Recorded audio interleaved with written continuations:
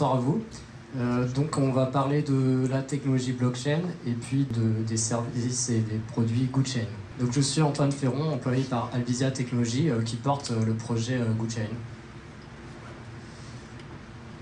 Alors dans un premier temps, on peut voir Bitcoin comme une monnaie numérique. Milton Friedman l'a déjà vu en 1999. Alors lui, il disait que c'était quelque chose qui manquait en fait dans l'Internet. C'était une monnaie numérique où on pouvait faire des transferts sur Internet sans forcément connaître l'autre personne.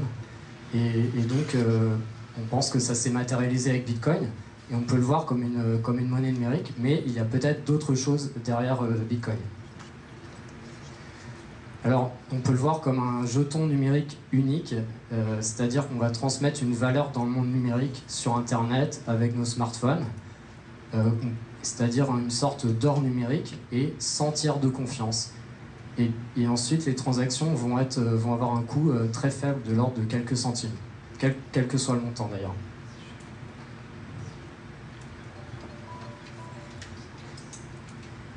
Donc à ce moment-là, la première application, il y en a certaines personnes parlent de money over IP, c'est-à-dire que sur Internet, on peut transférer de la monnaie, de la valeur. On peut faire des transferts internationaux à moindre coût. Alors un exemple, par exemple, c'est Monetis qui utilise les bitcoins pour faire des transferts de compte à compte de manière internationale et avec des frais très réduits.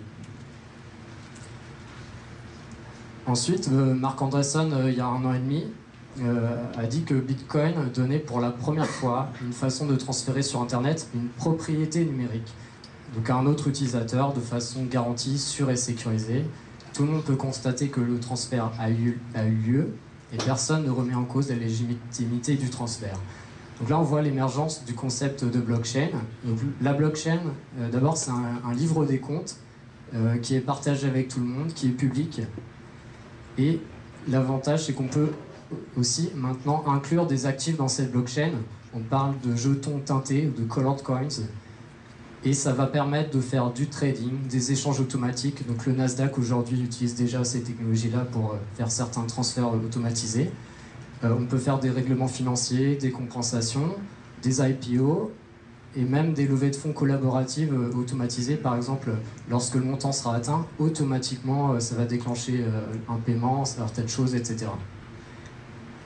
La blockchain est un système infalsifiable puisque c'est une distribution globale, mondiale. C'est résistant à la censure et à la manipulation. Si on écrit dans la blockchain, c'est comme écrire dans le marbre. Plus personne ne pourra le modifier ou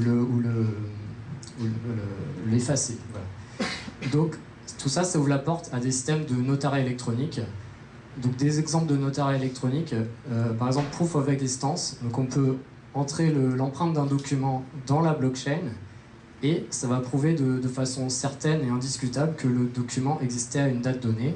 On peut gérer des identités avec, par exemple, Showcard qui fait ça. La lutte contre la contrefaçon, donc Ascribe qui gère les propriétés intellectuelles. Et puis les titres de propriété, par exemple Factom avec le gouvernement du Honduras qui gère les titres de propriété des terrains pour aider l'État à gérer cela de manière plus simple et puis avec moins de corruption. La blockchain, c'est aussi décentralisé et autonome. Donc ça se passe de frontières, c'est vraiment mondial, il n'y a aucune autorité de contrôle, c'est totalement décentralisé, c'est-à-dire c'est un réseau, c'est pas en arbre, en étoile, c'est vraiment maillé, mesh, et c'est un réseau résistant, résilient avec les miners et toute la technologie de sécurité. Donc à partir de ça, les applications, on va avoir des smart contracts, c'est-à-dire qu'on va automatiser des contrats de manière numérique et automatique. Donc ça va gérer moins de papier, moins d'erreurs. Ça va nécessiter aucun tiers de confiance, ou très peu. Aucune triche possible. Et les contrats vont être vérifiés donc, par les mathématiques, par des algorithmes, par des ordinateurs. Donc ça rendra ces contrats-là indiscutables. Donc, comme je vous le disais, la blockchain, c'est un livre de compte public. Et l'anonymité en fait est rendue entre puisque tous les comptes sont, enfin toutes les transactions sont publiques, mais c'est que entre des numéros de compte. Donc en fait l'anonymité c'est entre les utilisateurs et les numéros de compte. On ne sait pas associer des personnes à des numéros de compte, c'est comme ça que ça fonctionne. Donc c'est un système transparent et public. Et donc après, comment on peut l'utiliser, comment on peut la lire? Alors justement, nous on propose le service GoodChain, donc c'est un moteur de recherche pour la blockchain. On va pouvoir rechercher des informations et des transactions dans ces blockchains via une interface web. Donc ça génère Donc on a un explorateur simple et rapide, et puis on va pouvoir filtrer des transactions. Alors par exemple, là on voit les transactions à une date donnée, pendant 6 heures, d'un montant de 40 bitcoins, et donc le système a trouvé 6 transactions qui correspondent. Alors pareil, si on rentre une adresse bitcoin, alors une adresse bitcoin, en fait c'est un numéro de compte. Donc ça va donner des informations synthétiques. Donc, par exemple, la balance, le nombre de transactions. On peut rechercher avec un début d'adresse et on peut filtrer, par exemple, un montant de transactions associé à cette adresse, ou bien trouver dans un temps donné, par exemple au mois de novembre 2014, les transactions qui étaient associées à cette adresse. Alors le problème dans le Bitcoin, la blockchain, c'est la sécurité informatique, et c'est pas toujours facile de contrôler tout ça. Donc pour ça, il y a des hardware wallets. Donc ça permet de protéger ces fonds de manière électronique, d'effectuer des transactions sans problème. Et donc c'est un élément physique qui permet de transporter le Bitcoin en toute sécurité, un peu comme un coffre-fort électronique, mais également de faciliter les paiements lorsqu'on en a besoin. Donc GoodChain maintenant propose le hardware wallet Citadel, donc il est sécurisé, simple et surtout abordable. Donc il y a vraiment peu de compromis sur ce produit. Donc, au niveau sécurité, c'est vraiment ce qui se fait de mieux, et surtout il y a une authentification multicanal, c'est-à-dire par exemple vous allez recevoir un SMS ou un email avec un code afin de valider la transaction. C'est un peu comme quand vous achetez sur internet avec votre carte bancaire, et il y a un très haut niveau de sécurité. On peut aussi, grâce à ce dongle, sécuriser ses infrastructures ou authentifier ses employés, puisqu'en utilisant le système de cryptologie associé au Bitcoin, on peut authentifier des personnes ou sécuriser des serveurs. Le concept de Citadel, c'est aussi que ça soit simple d'utilisation. Donc ça fonctionne par code PIN. C'est vraiment petit, et même pour Windows, on va donner un installateur tout simple, très simple, pour utiliser ce produit et effectuer des transactions. Et le point fort de Citadel, c'est surtout qu'il est abordable, donc c'est le moins cher du marché. Ça permet de protéger des faibles sommes, donc c'est idéal pour faire un cadeau à petit prix. Et également, si vous voulez faire découvrir Bitcoin à vos amis, eh bien c'est vraiment idéal puisque ça coûte pas cher. Donc voilà, donc il est en pré-vente actuellement sur notre site, donc à 12 € hors taxe, moins de 15 €.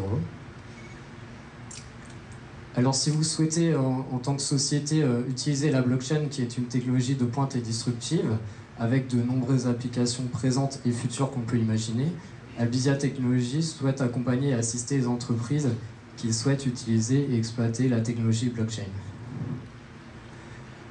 Voilà, c'est la fin de la présentation. Vous retrouverez tous les contacts ici et j'attends vos questions. Merci beaucoup.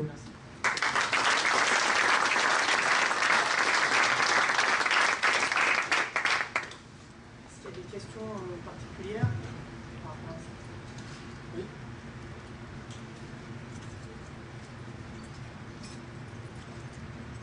Bonsoir, je ne suis pas un spécialiste de cryptologie ou d'encryption comme disent les Anglais, mais j'ai l'impression que vous avez passé un peu vite sur le sujet pour me rassurer quant à la capacité de vos systèmes à ne pas être sensibles à des manœuvres insidieuses de hackers.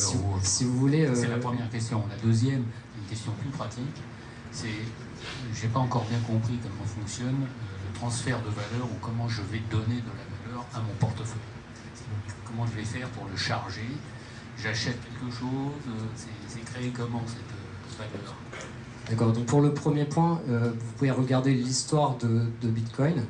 En fait, la technologie sous-jacente qui sécurise l'ensemble du système est toujours n'a jamais été véritablement attaquée.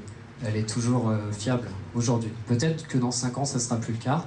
Après, les algorithmes peuvent être changés également pour résister au temps, mais aujourd'hui, je ne me rappelle pas la capitalisation de Bitcoin, mais c'est plusieurs milliards de dollars. S'il y avait la moindre faille, des pirates en profiteraient et Bitcoin perdrait instantanément toute valeur. Pour la deuxième question, pour charger son wallet par exemple, il ne faut pas oublier qu'il y a des exchanges, des places de marché où en fait on va convertir entre ces euros et ces dollars ces bitcoins. Normalement, quand on rentre dans le système Bitcoin, c'est un des premiers points.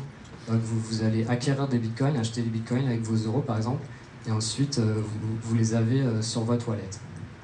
Je ne sais pas si ça répond à votre question. Mais... Après, pour tous les détails techniques, moi j'ai essayé de faire une présentation très simple, que tout le monde puisse voir un petit peu ce qu'on peut faire avec Bitcoin. Après, ce qu'il y a derrière, c'est des choses très très techniques. Et donc j'ai beaucoup simplifié pour pas dire plus. Pas plus que le rouble, pas plus que le pétrole, en fait, si vous regardez aujourd'hui. Bien sûr.